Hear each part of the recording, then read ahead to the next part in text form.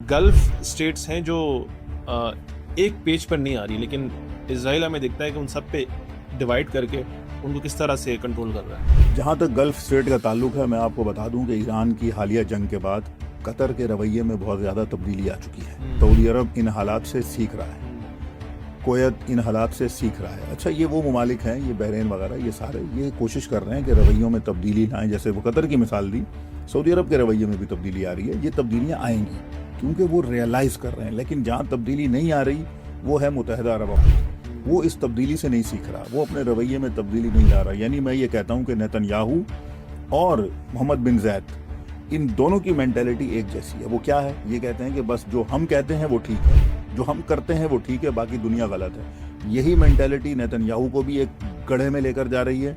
यही मेंटेलिटी मोहम्मद बिन जैद और अमारात को भी गड्ढे में लेकर जा रही है। ये इन्रिचमेंट तो अपना नहीं देता जो इन्वेस्ट यूरेनियम में, ये इस बात पे लचक दिखा सकता है कि केस मजीद हम आगे और नहीं करेंगे, यह उसका हक है। देखिए, ईरान ने हमेशा जो बात की है वो बड़ी कुल्ली बात है। उन्होंने कहा कि हमारे सुप्रीम लीडर जो मजहबी रहनुमा हैं, सबसे बड़ी अथॉरिटी हैं, सुप्रीम लीडर रहबर आयतुल्ला सैयद अली खामनाई, जो शहीद हो चुके हैं, उनका वाज़े कैटेगोरिकल रिलीजियस फतवा है जिसमें उन्होंने कहा है कि हम दुनिया के अंदर हर उस मौलिक हथियार के बनाने के मुखालिफ हैं जो इंसानियत की तबाही का सबब बनते हैं। कंप्लीटली ट्रस्ट नहीं कर रहा अभी। बिल्कुल नहीं कर रहा। ईरान को भी पता है ये बात कि अमेरिका इन अरब मुल्कों के साथ मिलकर एक ज़मीनी कार्रवाई की प्लानिंग कर रहा है, और अगर ये कार्रवाई की तो ईरान उसकी जवाब के लिए तैयार बैठा है। ईरान उसकी बड़ी जवाबी कार्रवाई करेगा, भरपूर जवाबी कार्रवाई करेगा, और इस जवाबी कार्रवाई का रिजल्ट क्या आएगा वो आपको बता रहा हूँ कि दुनिया में एक बड़ा मुआशी बहरान आएगा। बिस्मिल्लाहिर्रहमानिर्रहीम, अस्सलाम वालेकुम। द क्रिश्चियन पर्सपेक्टिव में आप देख रहे हैं वर्ल्ड वायर। नाजरीन, कल मार्को रूबियो ने एक बयान दिया वाशिंगटन के प्रेस ब्रीफिंग में कि ऑपरेशन एपिक फ्यूरी यानी operation Epstein fury is over.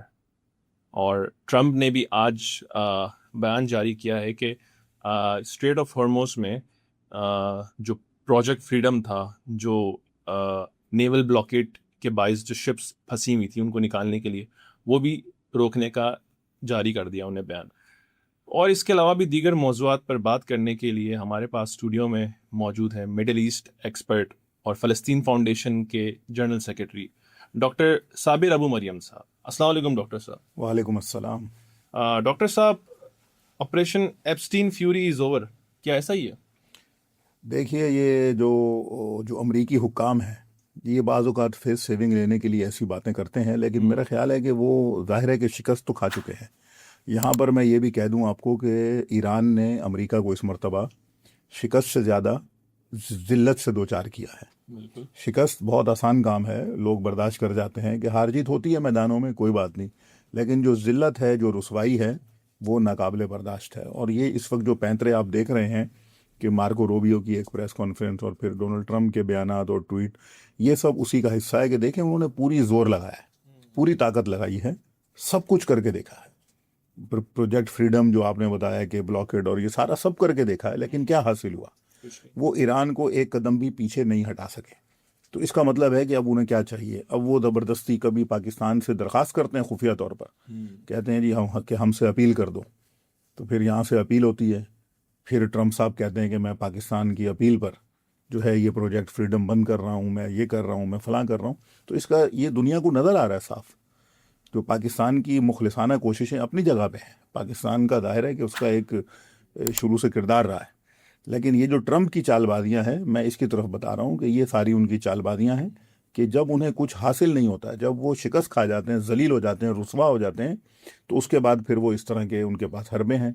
वो कहते हैं जी ऑपरेशन ख़त्म हो गया। यानी वो यक तरफा खुद ही जंगबंदी का भी ऐलान कर देते हैं। यक तरफा वो अपने आप को कहते हैं कि वी वॉन द वॉर, फिर वो कहते हैं कि नहीं जी अब हम ब्लॉकेट करें। भाई, अगर आप जंग जीत गए हैं, अगर आपने ईरान के तमाम एसेट्स तबाह कर दिए हैं, आपने रिजीम चेंज कर दिया है, आपने ईरान की एटमी टेक्नोलॉजी ख़त्म कर दी है, आपने ईरान को तबाह व बर्बाद कर दिया है, तो फिर अब किस चीज़ की परेशानी है?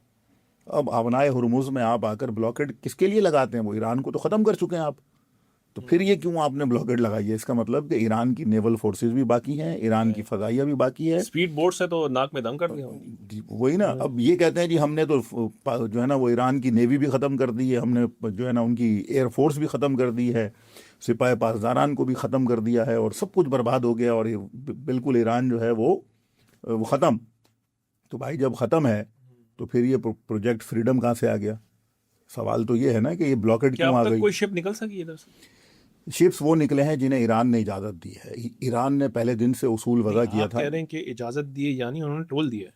तोल फिर दिए, ऐसा तो बिल्कुल नहीं कह जाहिर है। सकते। देखें उन्होंने, मैं जो बात कर रहा हूँ कि ईरान ने पहले दिन ये कहा था कि हमसे जो परमिशन लेगा हमारी मुसल्लह अफवाज जिस जहाज़ को इजाज़त देंगी वो यहाँ से गुजर सकता है, जो इजाज़त है वो टैक्स दे के वो निकल जाए, जिसको नहीं है इजाज़त वो नहीं निकल सकता। अमेरिका ने क्या कहा ब्लॉकेड लगाकर, हम कोई भी जहाज़ नहीं गुजरने देंगे, और ईरानी जहाज़ों को तो ख़ास तौर पर उन्होंने रोकना शुरू कर दिया। लेकिन ईरान ने क्या किया?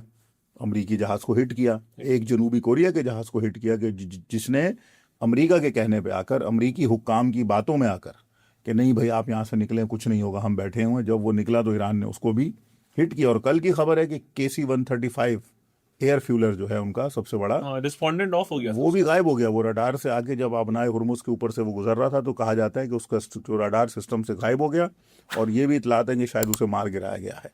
तो सूरत हाल तो यहाँ तक है, जो भी अमेरिका की बातों में आएगा वो अहमक है, वो धोखा खा जाएगा। तो ईरान ने ये साबित किया है कि हमारी ताकत बाकी है, हम डटे हुए हैं, हम पीछे नहीं हटे। अब ये प्रेस कॉन्फ्रेंस से करते रहे, ये एप्स्टीन फ्यूरी का ऑपरेशन ख़त्म, ये फलान, इनके करने से कुछ नहीं होता। ये धोखेबाज हैं, झूठे हैं, मक्कार हैं ये अमरीकी हुक्काम। कोई बैद नहीं है कि ये कल को फिर आकर फिर ये ईरान पर कोई एक नया ऑपरेशन कर दें, क्योंकि इनको सुकून नहीं मिल रहा है। मैं कह रहा हूँ ना कि ये खुद ही कहते हैं कि हम जीत गए। भाई तुम जीत गए, चलो ठीक है, बात ख़त्म करो। फिर आ जाते हो यहाँ पे ब्लॉकेड लगाने, फिर तुम हमले करने आ जाते हो, फिर कोई और काम करने। तो ये सब तो ये झूठ है ये सब। बिल्कुल। अच्छा, आपने ये देखा कि मार्को रूबियो जितने टाइम से गायब थे, मंजर आम पर नहीं आ रहे थे, जो इनके वाइस प्रेसिडेंट हैं JD वेंस, वो भी पाकिस्तान भी आए और मतलब डायरेक्ट वो शिरकत भी करते रहे इन आपस में सालसी में। लेकिन मार्को रूबियो का आना इस वक्त किस तरह देखते हैं? कि अचानक मंजर से गायब थे और इस वक्त ना पीट हेक्सेट सामने आए ना JD वेंस सामने आए, उन्होंने मार्को रूबियो को आगे करके ऑपरेशन, जो कहते हैं उनके हिसाब से बहुत एक बड़ी एक बात है, कामयाबी है उनके हिसाब से, और वो ये भी कहते हैं कि एक डिफेंसिव एक्ट था हमारा, यानी मिनाप में बच्चों को शहीद करके ये बता रहे हैं कि ये डिफेंसिव एक्ट किया है इन्होंने और इस तरह से इन्होंने ऑपरेशन ख़त्म किया। जैसा कि मैंने पहले भी कहा कि अमरीकी हुक्काम झूठ बोलते हैं। अब इनके आपस के इख्तलाफात हैं, झगड़े हैं, इनकी सियासत अभी तनाव का शिकार है। फिर मार्को रूबियो का प्रेस कॉन्फ्रेंस करना इसलिए भी बनता है कि वो सेक्रेटरी स्टेट है, यानी जैसे दूसरे मुल्कों के वजीर खारजा होते हैं, उनका स्टेटस अमरीका के लिए वही है कि वो अमरीका के एक तरीके से वजीर खारजा हैं। तो जब वो वजीर खारजा हैं तो वो जाहिर है कि वो इसके ऊपर बात करेंगे। तो मेरा ख्याल है कि ये प्रेस कॉन्फ्रेंस तो उनको ही वो करना थी, लेकिन जो बातें उन्होंने की वो सारी फिर झूठ और मुगालते पर है। आपने खुद एक तरफ इशारा कर दिया कि देखिए, क्या ईरान अमेरिका का पड़ोसी है? क्या ईरान ने अमेरिका की सरहदी वायलेशन की? क्या ईरान ने किसी अमेरिकी शहरी को कत्ल किया? क्या ईरान ने किसी अमेरिका की तनसीबात पर हमला किया? अमेरिका हज़ारों मील उससे दूर है। सवाल तो यही है कि भाई हज़ारों मील दूर से आप उठकर आते हैं, ईरान क्या कर रहे हैं आते हैं? आप हज़ारों मील दूर से आए हैं यहाँ पे, ये मगरबी एशिया के अंदर, गल्फ़ कंट्रीज़ के अंदर आपने आके फौजी अड्डे बनाए, किसके लिए बनाए हैं? आपको यहाँ से क्या थ्रेट है? सऊदी अरब से आपको क्या ख़तरा है? अमारात से आपको क्या ख़तरा है? आपको कतर से, बहरीन से, ईरान से किससे ख़तरा है? ये सारे पता नहीं 7-7, 8-8 हज़ार, पता नहीं 11-11 हज़ार मील आपसे दूर हैं। और उनके पास तो ऐसा कोई मिसाइल भी नहीं है कि जो 11,000 मील जाके आपको अमेरिका में जाके हिट करे। तो आपने अपनी फौजें यहाँ बिठाई हुई हैं, बैरी बेड़े खड़े किए हुए हैं, ईरान के ऊपर आपने हमला कर दिया, सुप्रीम लीडर को टारगेट किया, उनकी फौजी क़यादत को कत्ल किया, फिर आपने 168 मासूम बच्चे मिनाब स्कूल के कत्ल कर दिए। तो ये आप कहते हैं कि डिफेंसिव? ये तो डिफेंसिव नहीं है। ये तो उसी तरह हो गया कि गासिब इसराइल पहले फ़लस्तीन पे कायम किया गया, अब वो कहते हैं कि हम अपना डिफेंस कर रहे हैं। भाई तुम किस चीज़ का डिफेंस कर रहे हो? तुम काबिर हो, तुम गासिब हो, तुम जाली रियासत हो, तुम फ़लस्तीनियों के कातिल हो, लबनानियों के कातिल हो। तुमने लबनान की ज़मीनों पे कब्जा किया, फ़लस्तीन पे कब्जा किया, शाम की ज़मीनों पे तुमने कब्जा अब किया। कुछ ऐसा देखने में आ रहा है कि शाम में भी वो जिस तरह फ़लस्तीन और लबनान में लोगों को बेदखल कर रहे हैं, इस तरह शाम में भी ये इस तरह की कार्रवाइयाँ कर रहे हैं कि लोगों को, मतलब सेटलर्स वहाँ भी पहुँचना शुरू हो गए। मतलब ये किसी को नहीं देख रहे, चाहे वो किसी भी सेक्ट से हो, किसी इलाके से हो, एथनिसिटी से हो, वो तो अपना काम जारी रखे हुए हैं, लेकिन ये आपस में गल्फ स्टेट्स हैं जो एक पेज पर नहीं आ रही, लेकिन इसराइल हमें दिखता है कि उन सब पे डिवाइड करके उनको किस तरह से कंट्रोल कर रहा है। जहाँ तक गल्फ स्टेट का ताल्लुक है, मैं आपको बता दूं कि ईरान की हालिया जंग के बाद कतर के रवैये में बहुत ज़्यादा तब्दीली आ चुकी है। सऊदी अरब इन हालात से सीख रहा है, कुवैत इन हालात से सीख रहा है। अच्छा, ये वो ममालिक हैं, ये बहरीन वगैरह, ये सारे ये कोशिश कर रहे हैं कि रवैयों में तब्दीली लाएं। जैसे वो कतर की मिसाल दी, सऊदी अरब के रवैये में भी तब्दीली आ रही है। ये तब्दीलियाँ आएंगी क्योंकि वो रियलाइज़ कर रहे हैं। लेकिन जहाँ तब्दीली नहीं आ रही वो है मुत्तहिदा अरब अमारात। वो इस तब्दीली से नहीं सीख रहा, वो अपने रवैये में तब्दीली नहीं ला रहा। यानी मैं ये कहता हूँ कि नेतन्याहू और मोहम्मद बिन ज़ैद, इन दोनों की मेंटेलिटी एक जैसी है। वो क्या है, ये कहते हैं कि बस जो हम कहते हैं वो ठीक है, जो हम करते हैं वो ठीक है, बाकी दुनिया गलत है।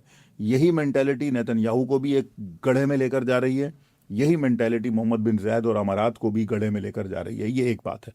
शाम का जिधर मसला है, देखें शाम के अंदर जो गोलान हाइट्स के ऊपर इसराइल का कब्जा है, उससे 15 किलोमीटर उन्होंने नीचे मजीद एक बफर जोन बनाया है, और एक बहुत बड़ा बफर जोन है 15 किलोमीटर, और उसकी चौड़ाई तो बहुत ज़्यादा है ना, पता नहीं शायद 40-50 किलोमीटर से भी ज़्यादा है। तो उस बफर जोन में क्या करेंगे? जाहिर है उन्होंने अपनी सऊनी बस्तियां बनानी है। उनका तो प्लान है कि फ़लस्तीन पे कब्जा मुकम्मल हो चुका है, ये लबनान की ज़मीन खींचनी है, शाम की ज़मीनों पे कब्जा करना है, फिर उन्होंने वो इराक की ज़मीनों पे कब्जा करना है। बिल्कुल, वो पहले भी इसी तरह लाए थे। 1948 से पहले भी वो यूरोप से, अफ्रीका से और दुनिया भर से, रूस वगैरह से सारे सहूनियों को पकड़ पकड़ के लाए थे और वहाँ आबाद किया था। और अब फिर एक दफ़ा वो ये कर रहे हैं कि ये सारा कुछ ये करके वो इन खित्तों के ऊपर कब्जा करना चाहते हैं। बिल्कुल। ये ग्रेटर इसराइल की वो सारी पे वो ये प्लानिंग है सेटलर्स की।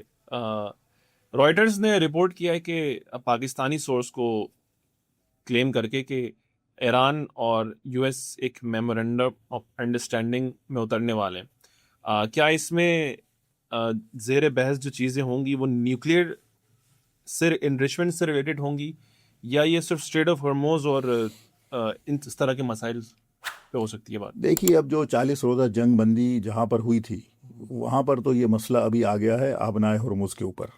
अब तो बाकी चीज़ें पीछे चली गई हैं। अब तो ईरान ने भी जो 3 फेसेस बनाए हैं, जिसमें पहला फेस उन्होंने कहा था कि गज़ा, लबनान और ईरान में एक मुस्तकिल जंग बंदी। तो मेरा ख्याल है ये जो मेमोरेंडम होने जा रहा है, इसमें यही नुकात शामिल होंगे कि गज़ा, लबनान और ईरान पर मुस्तकिल जंग बंदी, और फ्यूचर में एक गारंटी के दोबारा हमला नहीं किया जाएगा। सबसे इम्पोर्टेंट ये है, बाकी चीज़ें सेकेंडरी हैं। सेकंड है जो कहा जाता है कि straight of Hormuz, straight of Hormuz का कंट्रोल कौन संभालेगा? ये अमेरिका और ईरान के दरमियान बात होनी है। इस पे भी मेरा ख्याल है कि ईरान, मस्कत, ये मिलकर इसको चलाएंगे। तीसरी बात है कि अगर ये 2 चीज़ें पूरी हो गई तो तीसरा फेस फिर खुलेगा, जिसमें ईरान कहेगा कि ठीक है आ जाए। जैसे पहले भी हमने JCPOA किया था, P5+1 कंट्रीज़ के साथ हम बैठे थे, बात की थी, ठीक है, जोहरी टेक्नोलॉजी पे बात करेंगे, IAEA के कवानीन को मद्देनज़र रखेंगे, आज़ादी और ख़ुद मुख्तारी को मद्देनज़र रखेंगे। जिस तरह दुनिया की हर आज़ाद और ख़ुद मुख्तार रियासत को जोहरी तवानाई हासिल करने का हक है, तो ईरान भी कहेगा कि वही कवानीन के तहत हम भी करेंगे।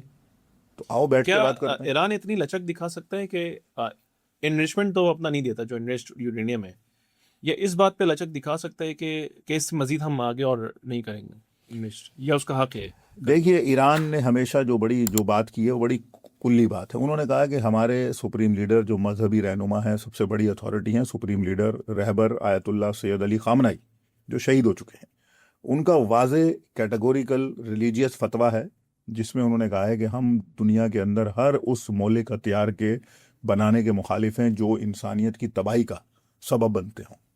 लेकिन जो जोहरी टेक्नोलॉजी है वो हम अपनी पेशरफ्त के लिए इस्तेमाल करने के लिए बनाएंगे।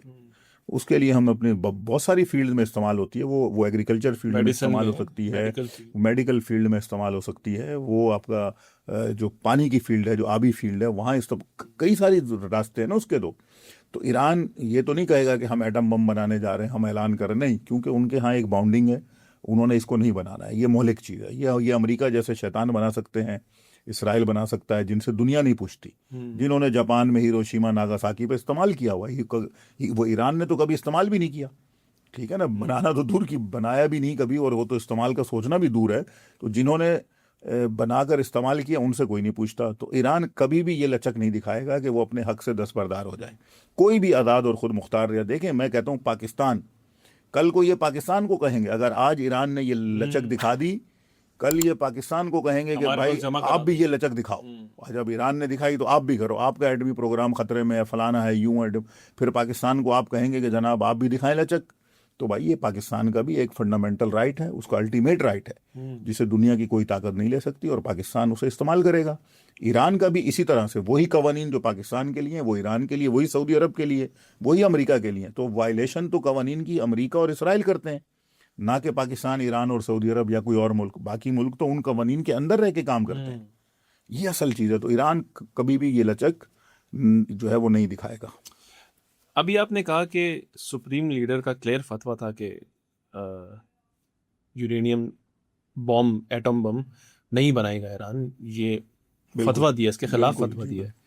लेकिन हम यूएस साइड को देखते हैं तो वो अभी तक वही, इवन मार्को रूबियो भी यही कह रहे थे कि हम ईरान को हम बॉम्ब बनाने नहीं देंगे, क्या बात हम हमला करें, इस तरह की बातें कर रहा था। जब ये क्लियर फतवा था तो फिर इनका क्या तुक बनता था कि इसी बात को लेके हम ईरान पे हमला इन्होंने किया कि यूरेनियम बनाने से बस कुछ ही लम्हे दूर हैं और ये इजराइल पे कल को एटम बम मार सकता है। यानी ये इनकी अपनी आवाज़ तो नहीं लग रही, इनको कोई पीछे से ये कोई जो पुश कर रहा है। ये जो अमेरिका ने नारा लगाया था ट्रंप जैसे बदबख्त ने कि मेक अमेरिका ग्रेट अगेन, ये असल में इसराइल के लिए है। वो कहता है कि मेक इसराइल ग्रेट अगेन। वो इसराइल की खोई हुई ताकत को वापस लाना चाहता है। वो इसराइल के लिए अमेरिका को कुर्बान कर रहा है। वो इसराइल के लिए अमेरिकी अवाम पर मुआशी दबाव ला रहा है। वो इसराइल के लिए अमेरिकी अवाम को कुर्बान कर रहा है। वो इसराइल के लिए अमेरिकी मफादात को उसने दाव पे लगा दिया है।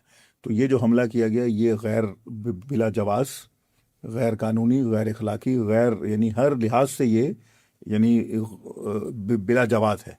कोई जवाज़ ही नहीं बनता। कि मैंने पहले भी कहा कि हज़ारों मील आपका फासला है।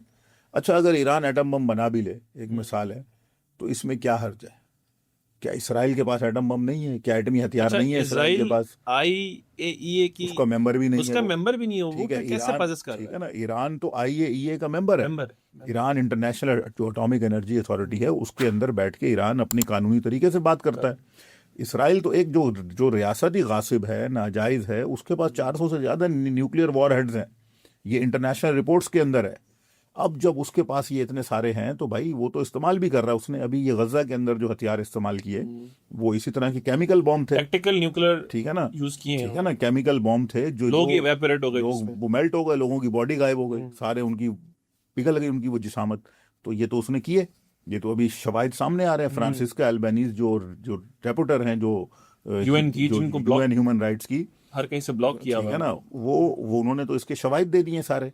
तो उनको कुछ नहीं कहते आप यहाँ आके। तो ये तो भाई बिल्कुल यानी ये यानी जितना ये कर ये रहे हैं, जारियत ये है। इजराइल के खिलाफ होना चाहिए। ये इसराइल के खिलाफ सारा होना चाहिए और पूरी दुनिया को उसके खिलाफ ये करना चाहिए कि देखें, हकीकत में इसराइल दुनिया के लिए खतरा है, ईरान खतरा नहीं है। डॉक्टर साहब, फॉरेन मिनिस्टर अब्बास अरागची हैं ईरान के। एक हफ्ते बाद ट्रंप का विजिट होने वाला है चाइना में, शी जिनपिंग से उनकी मुलाकात है। तो एक हफ्ते पहले अब्बास अरागची अभी चाइना गए, अपने काउंटर पार्ट वी यिंग से उन्होंने मुलाकात की है। तो क्या चीज़ें जेर बहस आई होंगी? क्या चाइना भी गारंटर होगा इस मेमोरेंडम के जो होने जा रही है? मेरा ख्याल है कि अब्बास अरागची ने यही जो फ्रेमवर्क जो पाकिस्तान के जरिए अमेरिका को भेजा हुआ है 3 फेसेस के अंदर, जिसका मैंने पहले जिक्र किया है, तो अब्बास अरागची साहब ने चाइना को भी वही वहाँ पे ब्रीफ किया होगा, उनको बताया होगा कि भाई ये ट्रम्प जो आ रहा है यहाँ पर, इसकी यकीनन ट्रम्प बात करेगा शी जिनपिंग के साथ, वो इस मामले पे भी बात करेगा। तो वो इसलिए वहाँ गए हैं कि पहले से उन सारी उनके साथ जो डेवलपमेंट्स हैं, जो चीज़ें हो रही हैं, वो उनके साथ शेयर कर लें और अपने मौक़िफ़ से भी आगाह कर दें कि हम क्या करेंगे, कहाँ तक जाएंगे और कहाँ तक नहीं जाएंगे, ताकि चीन को भी ये पता हो कि चीन जैसे पाकिस्तान का बहुत अच्छा दोस्त है, वैसे वो ईरान का भी एक बहुत अच्छा दोस्त और इत्तेहादी है। तो चीन इस वक्त कोशिश करेगा कि भाई ईरान को नुकसान ना हो। तो ये सारी बातें यकीनन ज़ेर बहस आई होंगी और मेरा ख्याल है कि जो एक फ्रेमवर्क ऑलरेडी बना हुआ ईरान के पास 3 फेसेस में, वही ही उनके साथ शेयर किया गया होगा और उसी की गारंटी ली जाएगी कि आइंदा गजा, लबनान और ईरान पर कोई जंग हमला नहीं किया जाएगा। इसकी मेन गारंटी, सबसे अहम चीज़ है कि ये गारंटी ली जाए। अगर ये गारंटी नहीं मिलती तो फिर इसका मतलब कि जंग जारी रहेगी। यूनाइटेड स्टेट्स तो ये चालबाजियां जो करता है उसके हवाले से तो बड़ा मशहूर है। 12 डेज की वॉर के बाद अभी ये जो 40 दिन की जंग रही, रमज़ान वॉर जिसको वो कहते भी हैं, ये भी है अनएक्सपेक्टेड। एक्सपेक्टेड तो था, लेकिन एक अनएक्सपेक्टेड मौके पर उन्होंने ये सारी कार्रवाइयाँ की। क्या अभी भी आपको कुछ इस तरह का लग रहा है कि ये मार्केट मैनिपुलेशन कर रही यूएस के विजिट से पहले चाइना फिर से रिज्यूम कर दे, जिस तरह के हालात बता रहे हैं, और मार्केट जिस तरह अभी डाउन हुई है, फिर मार्केट ऊपर जाए तो फिर इससे फ़ायदा उठाए?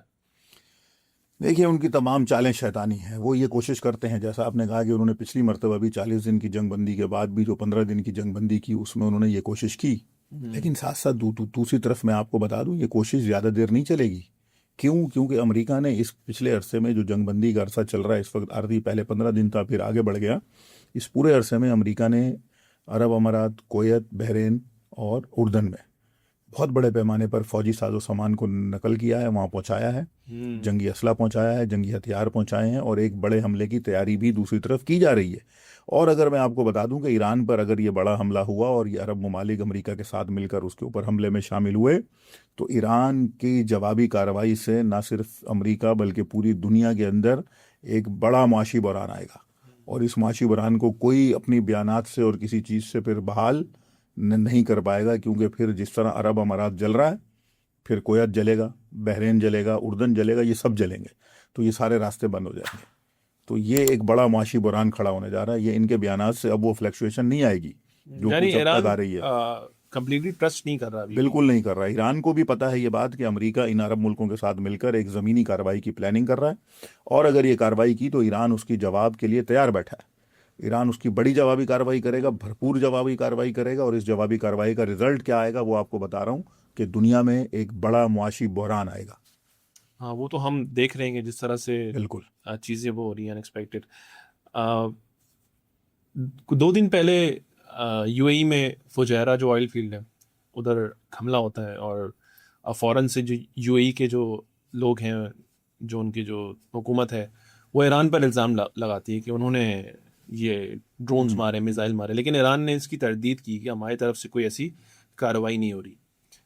ये इसके पीछे भी वही एक फॉल्स फ्लैग है नेतन्याहू का, क्योंकि जिस दिन ये हमला हुआ है फुजैरा में, उसी दिन इसका ट्रायल था।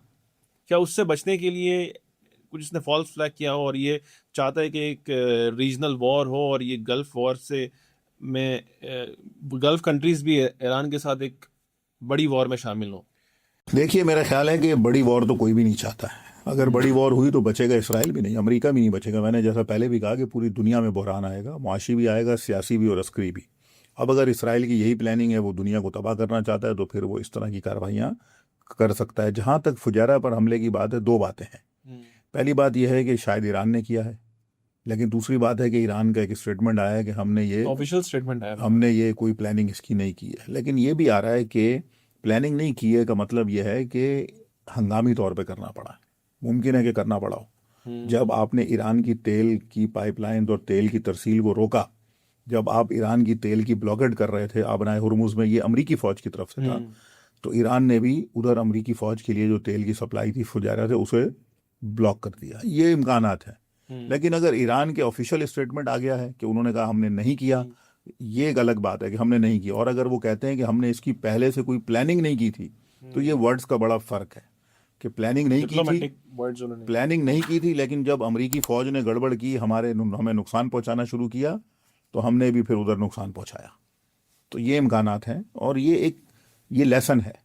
ये अमारात के लिए भी लेसन है कि जिस गड्ढे में खोदकर वो मुसलसल खोदकर गहरा करता जा रहा है, जिस गड्ढे को, उसे कम करे, उस गड्ढे से बाहर निकले, अमेरिका से जान छुड़ाए, इसराइल से जान। अब देखें, वहाँ इसराइल को लाके बिठा रहा है ऑफिशियली, तो ऑफिशियली, ठीक है ना। वो अब कहा जाता है, अब देखें ना, अब कोई मुझे कहे कि मुत्तहिदा अरब अमारात कोई मुल्क है, मैं तो नहीं कहता कि ये मुल्क है। मैं कहूँगा ये अमरीकी और इसराइली फौजी छावनियाँ हैं। यहाँ पर एक तरफ अमरीकी छावनी है, दूसरी तरफ इसराइली छावनी है, तो अमारात कहाँ है?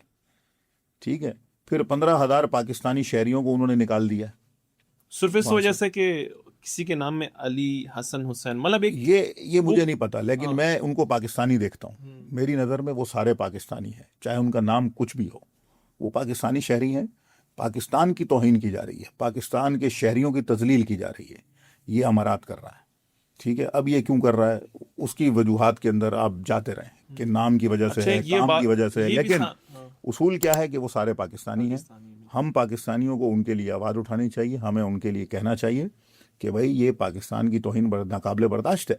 यूएई की क्या हैसियत है, हमने उनको खड़ा किया है, ये हमारी वजह से आज इतनी उनका तरक्की की एमिरेट्स है भी उन्होंने, हमने ठीक है ना, बनवा के दिए ये सब। हमारी वजह से उन्होंने ये तरक्की की। आज वो हमें इस तरह तौहीन करते हैं, हमारे पाकिस्तानी शहरियों को 48-48 घंटे वहाँ पे तशद्दुद करते हैं, फिर उन्हें उनकी जायदादें जब्त करते हैं, उनके जो सरमाया है बैंकों में वो जब्त कर लेते हैं, उनकी गाड़ियाँ, उनके खाली घर हाथ जब्त वो कर लेते हैं, एयरपोर्ट भेज रहे हैं। उन्हें जो है ना वो खाली हाथ भेज देते हैं वहाँ से एयरपोर्ट। ये कौन सा तरीका है?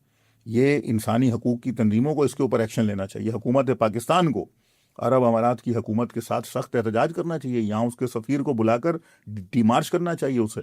ये कौन सा तरीका है? ये पाकिस्तानी, मैं बतौर पाकिस्तानी शहरी मैं इस जिल्लत को बर्दाश्त नहीं करता, और मैं आवाम से भी ये मुतालबा करता हूँ कि दुबई का बायकॉट करें, कोई उनकी चीज़ इस्तेमाल ना करें, उनकी एयरलाइन इस्तेमाल ना करें, और भी कोई उनकी प्रोडक्ट है उसका बायकॉट करें। और दूसरी तरफ हम उन्हें भी ये मशवरा देते हैं कि इसराइल के चुंगल से बाहर निकलें।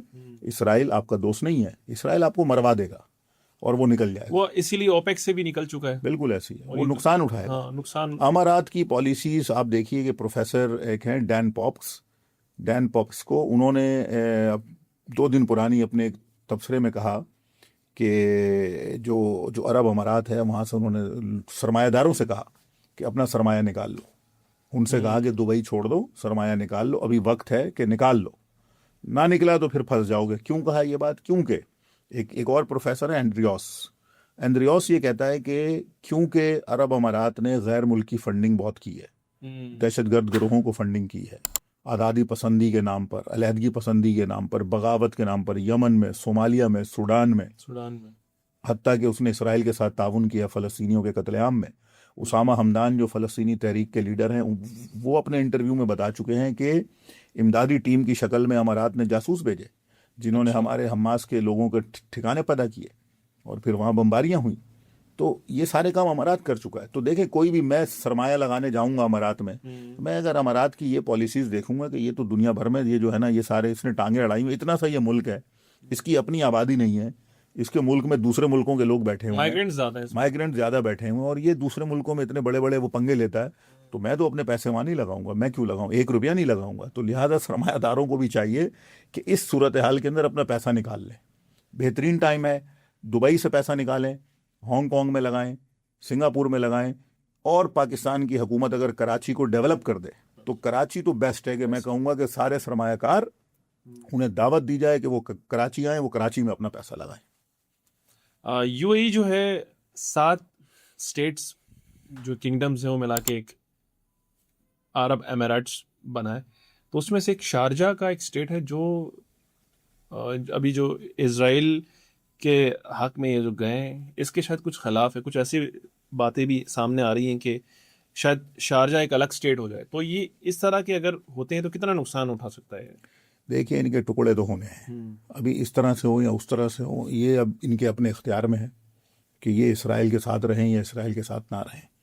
शारजा भी कोई कम नहीं है, शारजा में भी वो सारी चीज़ें होती हैं जो वो दुबई में हो रही हैं, वहाँ पे भी ऐसे ही मसाइल हैं जो हमने कुछ देर पहले बात की है। तो अब सवाल ये है कि अगर ये टूटते हैं इस तरह तो भी टूटेंगे, नहीं टूटते तो इसराइल की वजह से तो इन्होंने टूटना ही टूटना है। तो अब सरमाया तो वहाँ से जो है ना वो सरमाया नहीं रुक रहा।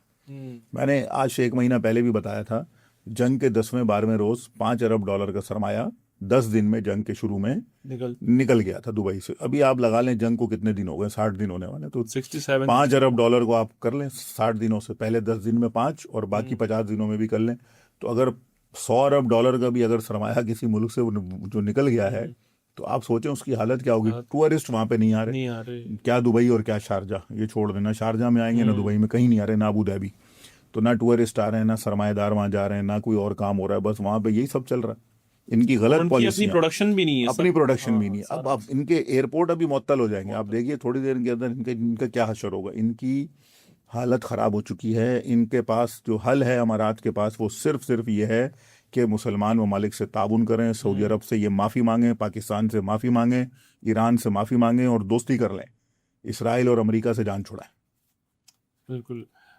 पिछले साल मई के इन्हीं दिनों में इंडिया ने एक जारियत की थी, ऑपरेशन सिंदूर के नाम से, पहलगाम फॉल्स फ्लैग ऑपरेशन वाक़या जो हुआ था। पाकिस्तान में जो बमबारी करना शुरू की उन्होंने उसके बाद उनको एक करारा जवाब मिला। शायद अभी तक इंडिया वो जवाब भूला नहीं है। तो क्या कहते हैं इस बारे में कि फिर से इंडिया कुछ इस तरह की गलती करे? जी हाँ, मुझे अच्छी तरह याद है कि उस कार्रवाई को हमने मार्का हक का नाम दिया था। उनकी तरफ से ऑपरेशन सिंदूर था, हमारी तरफ से मार्का हक था। और हक व बातिल की लड़ाइयाँ ऐसे ही लड़ी जाती हैं कि जिस तरह हमने लड़ी, और हमारी मुसल्लह अफवाज ने बहुत ज़्यादा कामयाबी हासिल की। अल्लाह ने बड़ा करम किया, पूरी कौम, फौज, हुकूमत मुत्तहिद हो गए एक और पेज उन्होंने मुत्तहिद होकर अपने से कई गुना बड़े दुश्मन को, लेकिन ज़ाहिरी तौर पर बहुत बड़ा इंडिया, टेक्नोलॉजी के एतबार से, पैसे के एतबार से, आबादी, हर चीज़ के एतबार से पाकिस्तान उसके मुकाबले में फिर भी छोटा है ज़ाहिरी एतबार से। लेकिन उसके बावजूद आपने अपने से बड़े दुश्मन को शिकस्त दी। क्यों? अपने इत्तेहाद की वजह से, अपने अज़्म, शुजाअत, हौसले, हिम्मत की वजह से। और मैं समझता हूँ कि इसको जितना हमें इसकी तकरार करनी चाहिए, मार्का हक की कामयाबी की, 1 साल पूरा हो रहा है, स्कूलों में, कॉलेजेस में, यूनिवर्सिटीज़ में, मदारिस में, हर जगह इसको वो निसाब का हिस्सा बनाना चाहिए। हमने बचपन में 1965 की जंग पढ़ी है, हमने राशिद मिनाज शहीद की कहानियाँ पढ़ी हैं, हमने और शोधा की कहानियाँ पढ़ी हैं, जितने भी वो निशाने हैदर के हमने सारे पढ़े हैं, बहुत सारी चीज़ें हमने पढ़ी हैं।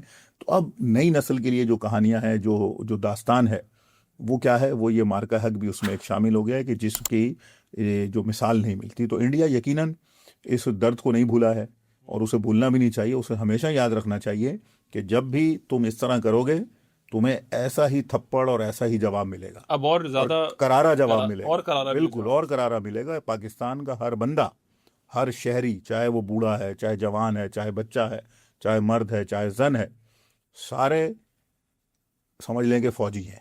अगर 25 करोड़ आवाम है तो हम सारे 25 करोड़ हम फिर फौजी बन जाएंगे। अगर पाकिस्तान पे बात आएगी तो हम फिर मैदान में लड़ेंगे। ये हिंदुस्तानी नहीं कर सकते, वो मौत से डरते हैं, हम मौत के ऊपर जाएंगे। तो ये उनको नहीं पता। तो उन्हें अब ये याद रखना चाहिए, क़यामत तक उन्हें याद रखना चाहिए कि पाकिस्तान से पंगा नहीं लेना है। शायद इसीलिए वो वॉर फ्रंट में आगे नहीं आ रहा और फिर से एक बार इंडस वाटर ट्रीटी की वायलेशन कर रहा है, जो पाकिस्तान के हक का पानी है वो फिर रोक रहा है। तो क्या ये उसी की जिद में आगे कर रहा है? जाहिर है कि देखें, जब उसके कुछ नहीं उसके बन पड़ेगा, क्या करेगा? वो पानी रोक सकता है, रोक ले भाई तू पानी। लेकिन इसके भी क्या होगा? जब आलमी मुआहिदों की आप खिलाफ वर्जी करेंगे तो आलमी बिरादरी उठेगी। हम आलमी फोरम्स पे आवाज़ उठाएंगे, हमारे सफारतकार बैठे हुए यूनाइटेड नेशन में, वो बात करेंगे। तो हम ये समझते हैं कि ये जो आबी दहशतगर्दी है, इसे किसी भी रियासत को इस्तेमाल नहीं करना चाहिए, क्योंकि ये पानी सबका हक है, ये इंसानियत के लिए होता है। पानी इंसानों की जान बख्श चीज़ है। अगर आप पानी को रोकेंगे और इंसानों की ज़िंदगी आप समझते हैं ख़तरे में डालेंगे, ये तो ऐसी है जैसे आप जेनोसाइड एक्ट कर रहे हैं। बिल्कुल। तो इंडिया इस वक्त जेनोसाइडल एक्ट कर रहा है। इंटरनेशनल कम्युनिटी को चाहिए कि इसको नोटिस करें, पनिशमेंट करें इसको इंटरनेशनल फोरम पे। ये ऐसे नहीं चलेगा जब तक इन बदमाशों को, दहशतगर्दों को पनिशमेंट नहीं मिलेगी इंटरनेशनल फोरम्स के ऊपर, तब तक, यानी पनिशमेंट से मुराद है इन पर पाबंदियां लगनी चाहिए, इन पर रोक लगानी चाहिए, इनको रोकना चाहिए, तब इनकी अकल ठिकाने आएगी। वरना ये जारी रहेगी। कोई बात नहीं, अगर ये कर रहे हैं इस वक्त आबी जारियत, ये करके देख लें, पाकिस्तान इंशाल्लाह इसमें से भी सुरखरू होकर वो निकल जाएगा। बिल्कुल। पाकिस्तान हर मुश्किल वक्त से निकल पाया है, हमने देखा है। बहुत शुक्रिया डॉक्टर साहब बहुत आपके शुक्रिया वक्त का। आपका, बहुत शुक्रिया। नाजरीन, ये थी आज अभी तक की खबरें। मज़ीद खबरों के लिए देखते रहिए वर्ल्ड।